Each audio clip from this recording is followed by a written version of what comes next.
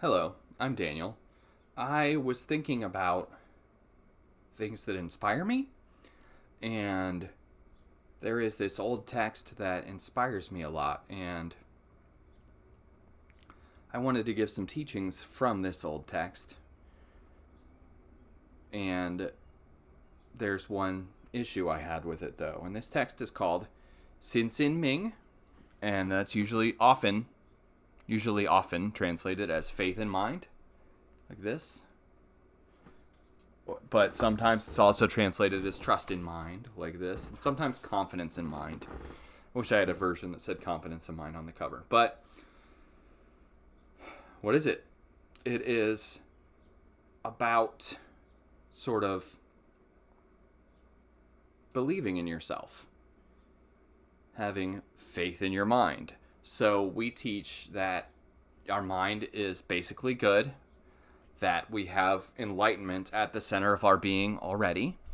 So it's not something far away we're working toward, but rather we're just trying to get to the center of our being. It's the opposite of ideas that human beings are bad, right? It's the opposite of that. It's we have basic goodness. We're basically good. We have this at our core. We just have to turn our minds to see it. We just have to put down our baggage to see it.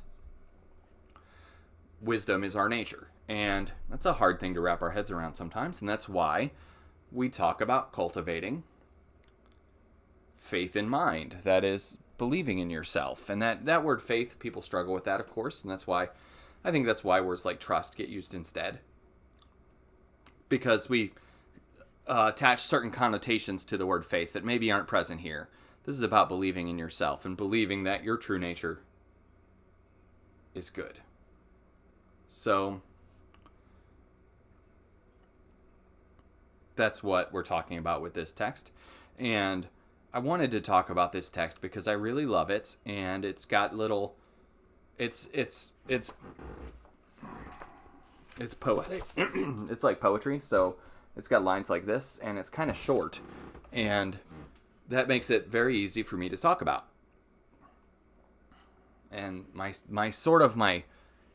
specialty is sort of taking these difficult things. This one's not difficult, but taking these maybe old-timey things and sort of relating them and making them useful and helpful to us.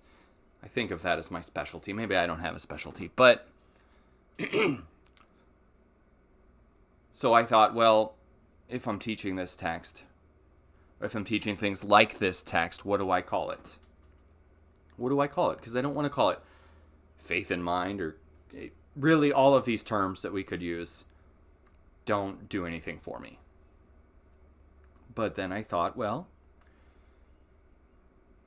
what about make friends with your mind? Not trust your mind, make friends with your mind. Trust your mind sounds kind of weird. Faith in mind sounds very strange because we think of faith as something else. But trust in mind even sounds kind of weird because, if we do our sitting practice, we see, oh, my mind is a crazy person. My mind is a crazy person. It goes all sorts of places I don't want it to go.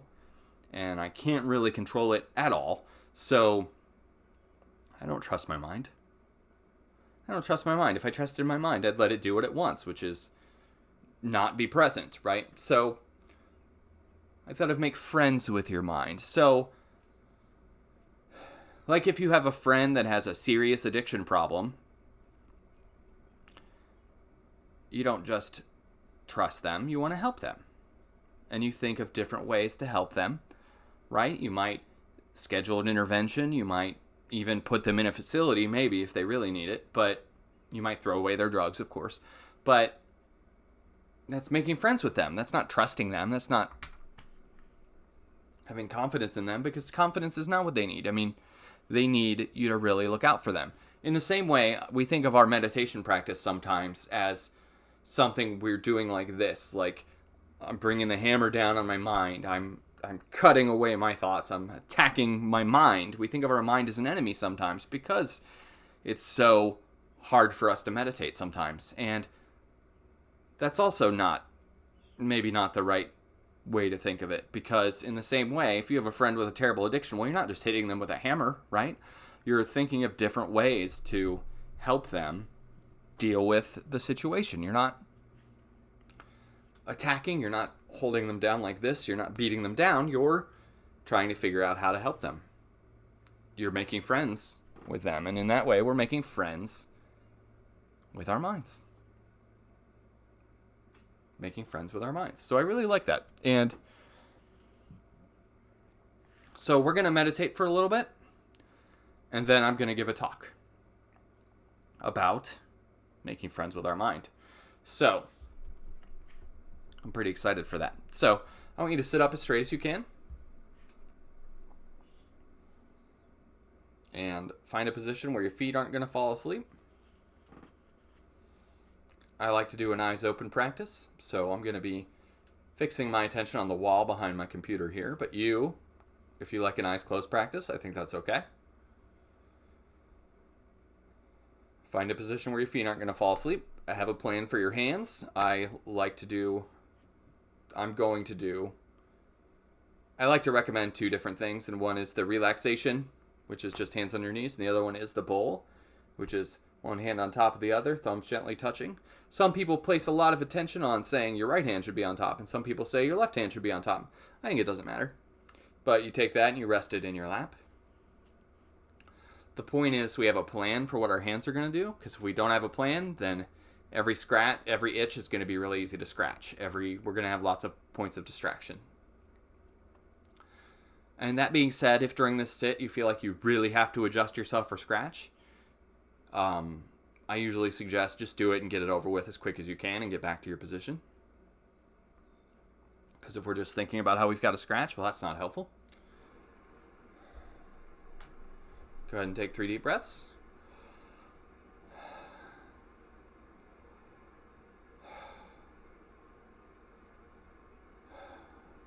I'm going to ring the bell 3 times to begin our meditation. And we'll meditate just for a little while, and then I'll come back and give the talk.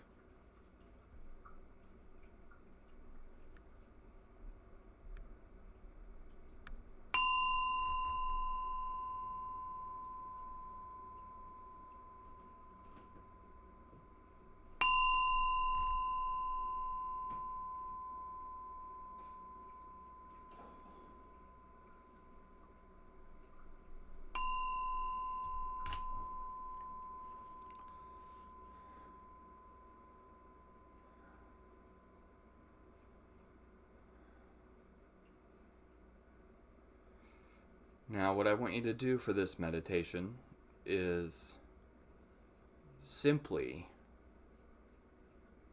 bring your attention into your experience. Bring your attention into your experience. So what does that mean? That means try to notice everything that's happening, but at the same time, don't attach to anything that's happening. This is maybe hard to do at first, but I notice the chair beneath my body. I notice birds singing. I notice the way my hands feel touching each other.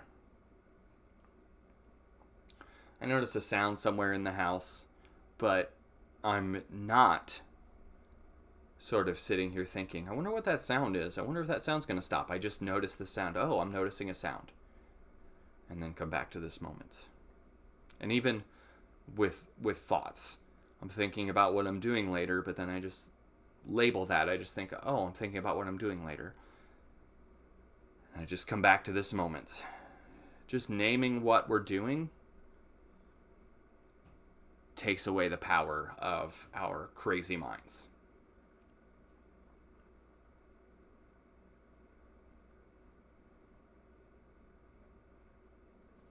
It's just about being here and in silence.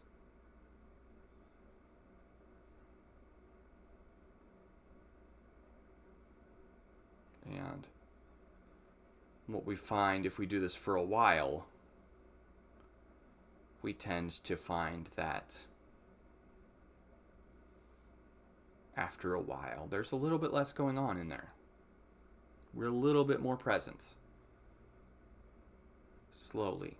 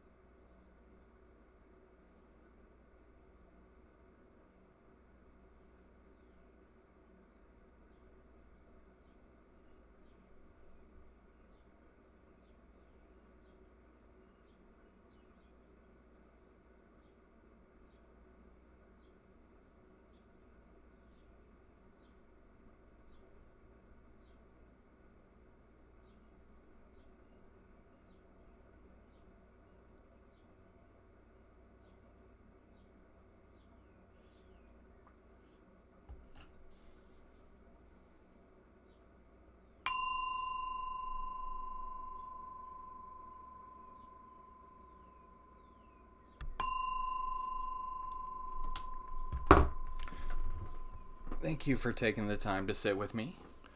That was a pretty good sit. You probably found it challenging if you've never tried it before, and that's okay. So, I'm going to read to you from this text, and then I'm going to comment on it.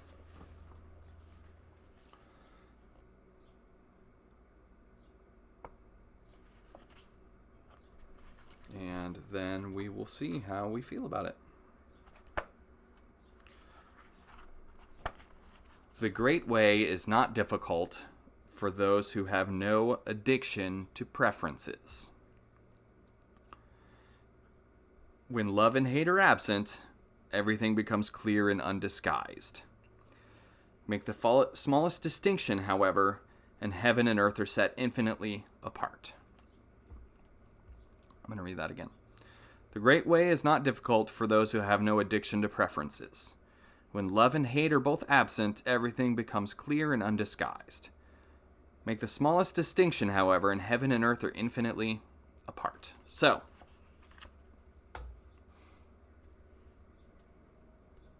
the great way is not difficult. That refers to the path we're on, the path of wisdom and compassion, the path of bodhisattvas, the path of the Buddha. And it is just that we have Buddha nature already. We don't think of it that way. We think of this as very hard sometimes as we're trying to get something that's far away, right? And if we learn how to understand that our true nature is the awakened state already, maybe that can make us feel a little better about how challenging it is. I don't feel enlightened, right? I'm giving into my temptations all the time. I'm wildly selfish, right? I don't feel enlightened at all. But the point is to learn to sort of turn our minds to understand that we are enlightened. We are enlightened. The second line, for those who have no addiction to preferences, that tells us what stops us from realizing our awakened state. It's picking and choosing. It is, I want this and I don't want that. It's our mind that says I, me, mine all the time. We often make our problems worse when we try to get out of them, especially if we don't accept that our problems exist. If we just pretend that we don't have problems, if we just hide from a problem, well, that's not helpful, right? So our addiction to preferences, that's something we're obsessed with. We are obsessed with sort of the labels we put on the world. This is good and that is bad. We are obsessed with that. And it can cause us a lot of grief at times. What we want to learn how to do, and I always say this, what we want to learn how to do is learn how to cultivate a mind that says, right now it's like this. Instead of, right now it's like this, what can I do? That's what I say. Instead of just, why is this happening to me, right? This is a quote from Ajahn Chah, a great forest Buddhist monk from Thailand. He said, "Try to be mindful and let things take their natural course. Then your mind will become still in any surroundings like a clear forest pool. All kinds of wonderful, rare animals will come to drink at the pool, and you will clearly see the nature of all things. You will see many strange and wonderful things come and go, but you will be still. This is the happiness of the Buddha." So,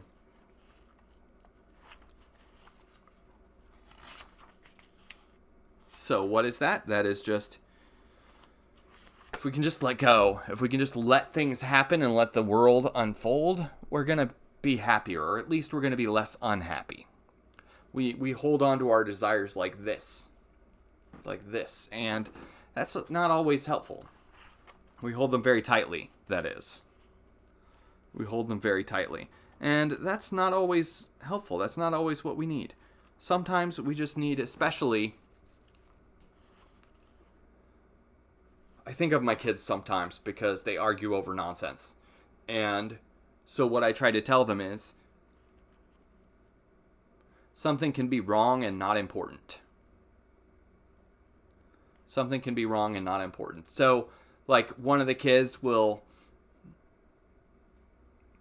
remember something a certain way, like remember the result of an Uno game a certain way, and then the other kid's like, that's not how it ended, and this kid is mad. And why? Who cares, right? But because they're not thinking something can be wrong and not important. They're thinking, no, it's wrong, I've got to do something. And that's sort of what we're talking about here. And that's how I think of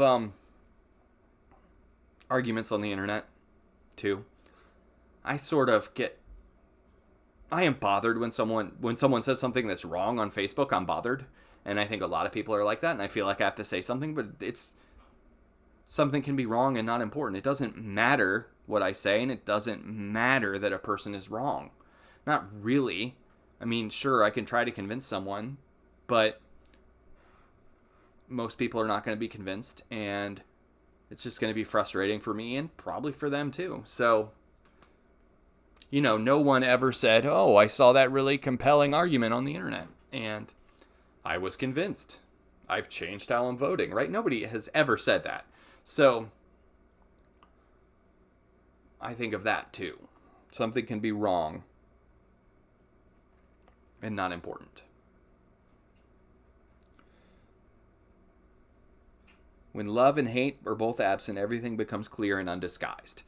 So, I'm not crazy about that translation, love and hate. I think attachment and aversion would be better.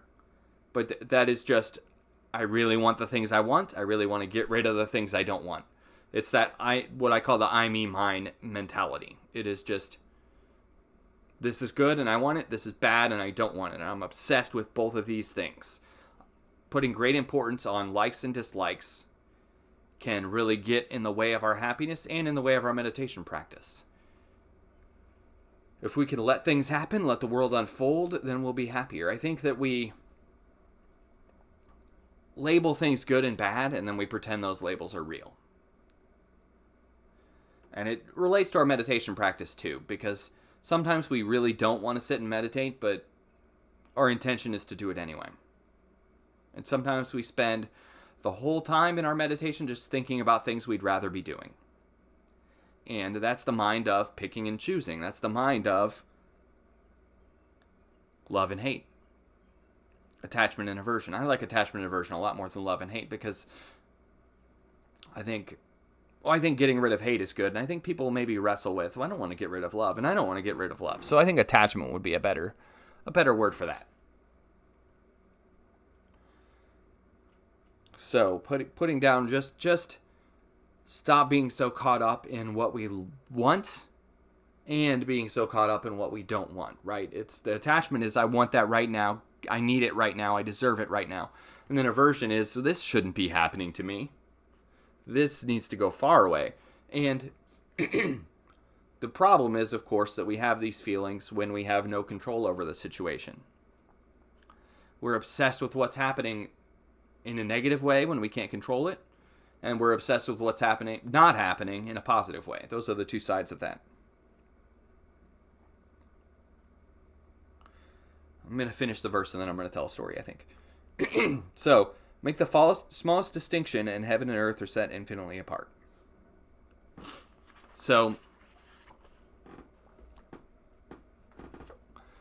that's what we're talking about here. That's what we're talking about here. We're talking about even a little thing, even a very little thing, say somebody cuts you off in traffic, that can ruin your day, right? Even a very little thing can happen, we obsess about it. We obsess about it. Sort of like sometimes if we've got our life is almost perfect and we're just missing like one little thing, like I wish my job was paid me a little bit better, or I wish my clothes were a little nicer, or I wish my partner was a little bit more patient, right? Those things steal our joy because what we think about is the single little thing that's not right. The single little thing that's not right. So we might say, I wish I had a little bit more time to meditate. I wish my house was a little bit quieter so I could be still a little better. And that gets in our way. Just a little thing. We don't think about all the things going right. We think about the one thing going wrong. That is what our minds do sometimes. We think about the one thing going wrong. When we're engaged in sitting practice, our minds take us all over the place. And that's our minds trying to pick and choose. That's our minds trying to choose anything but sitting still. And that can be really hard. And that's why I want to say this text is a philosophical text, but it's also a meditation manual. It is also telling us things we need to do to keep our meditation going, to make friends with our minds. So just keeping in mind, avoid picking and choosing can be helpful to us. Just remind ourselves, okay, right now it's like this. What can I do? Instead of, why is this happening to me? Right now it's like this. What can I do? Is a much better philosophy to have. And that's hard. It's at times really hard, but it can really serve us really well if we can remind ourselves, right now it's like this. What can I do? And it is really hard. Like, I'm not going to suggest that one day you'll be at a point where you'll stub your toe and you'll just say, oh, pain is in my body. Right now it's like this.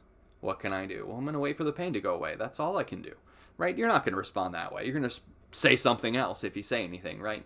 But I think we can make things a little bit better for ourselves.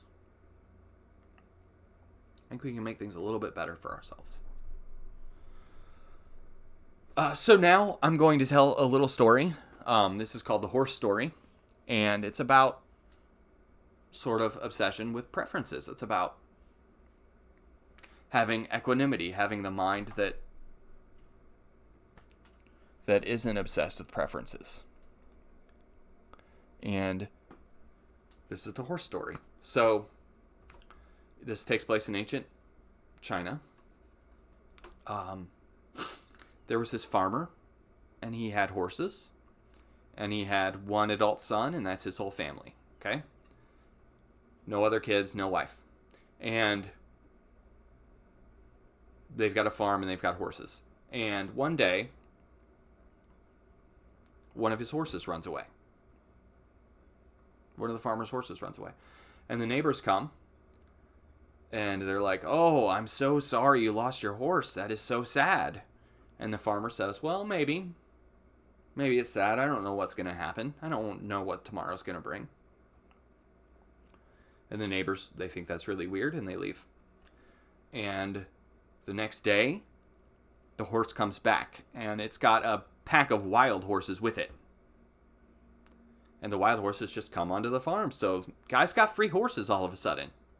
Free horses. And the neighbors come over, and they're like, wow, you're so lucky. You got free horses. That's great. I'm so happy for you. And the farmer's like, well, I don't know, maybe. Maybe it'll be good. I don't know what's going to happen. And the neighbors again think he's weird. And they leave. And the next day, the farmer's son is riding one of these wild horses, and he falls off and breaks his leg. So he's not going to be able to work on the farm anymore for a long time. It's going to take a long time for that leg to heal, right? And the neighbors come again, and they're like, oh my gosh, we're so sorry your son broke his leg. That's so sad. You're going to have such a tough time.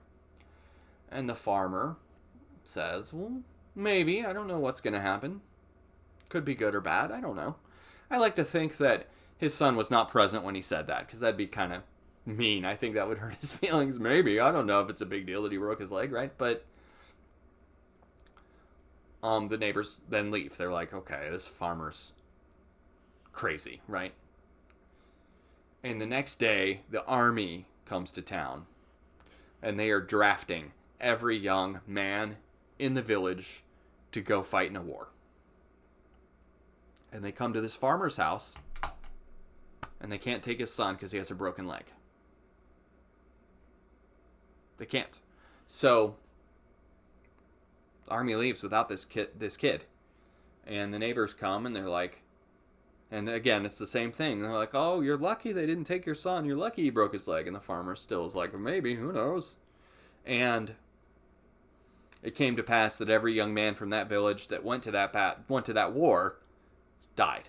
So the farmer's son, very likely, if he had not ridden that wild horse, would have broken his leg. would not have broken his leg, rather, and would have died in war, right? Breaking his leg was, I mean, a good thing. A good thing. So, what does that story tell us? It's kind of a silly story, right? But the farmer had a calm and even mind no matter what. He did not attach good and bad labels to the varying events of life. He just said, well, I don't know what's going to happen, right? This seems good, but I don't know what's going to happen. He didn't place those labels of good and bad on the things that were happening. It's a very hard thing to do, but I want to say that I think we can have more of that kind of mind in our lives. I think we can. So, that's what I wanted to talk about. That's it for today. Thank you for taking the time to listen to me. And have a good day.